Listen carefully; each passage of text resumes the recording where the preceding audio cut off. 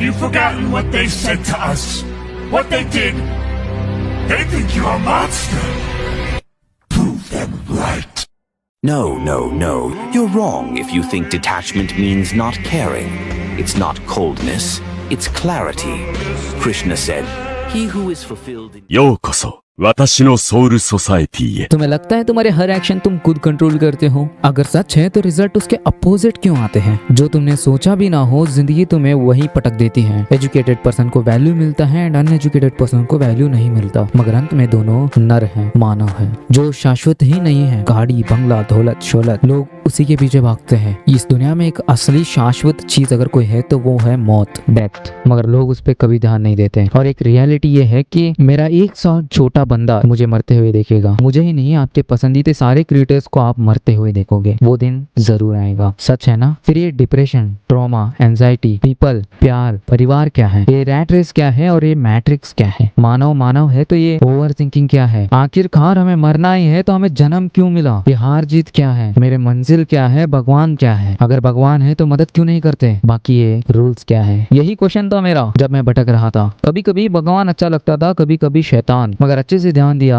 तो समझ आया। एक सोच के अंदर मैंने अपने आप को भगवान पाया, दूसरे सोच ने मुझे शैतान साबित कर दिया। Why people chase money? Why we scare pain? Why students suffer? Why society wants us to be predictable? तुम एक केज के अंदर जन्म लिए हो जहाँ पर तुम्हें hard work, discipline, focus, consistency and goal रखना होगा, तभी केज से बाहर आ पाओगे, तभी अच्छी लाइफ जी पाओगे। बस पूरी जिंदगी खुद को कोसते कोसते काटोगे एंड अनएक्सपेक्टेडली मर जाओगे। 2-3 दिन घर वाले रोएंगे और बाद में भूल जाएंगे, मगर तुम्हारी जिंदगी का मकसद क्या था? बस इतनी जल्दी डेस्टिनी को सिलेंडर कर दिया। जिंदगी में फ्लो के साथ जाओगे तो लाइफ तुम्हें फ्लो में कहीं और पटक देगा दोस्त। कर्मा कोई मैजिक नहीं है, वो एक साइकोलॉजी है और भगवान तुम्हें कंट्रोल नहीं करता but your mind does. Karma के बारे में मेरा एक ही थॉट है, अगर तुम खाना अच्छा बनाओगे तो अच्छा खाने को मिलेगा, अगर खाने में जहर डालोगे तो जहर को निगलना पड़ेगा दोस्त। एट द एंड काम तो तुम्हारा ही है, अब भगवान को ब्लेम करने से कोई फायदा नहीं है। And it's not about food कि मेरे साथ हमेशा गलत होता रहता है, मेरी जिंदगी बेकार है। एंड असली चीज तो ये है कि उसे पता ही नहीं है कि आखिरकार गलत का मतलब होता क्या है।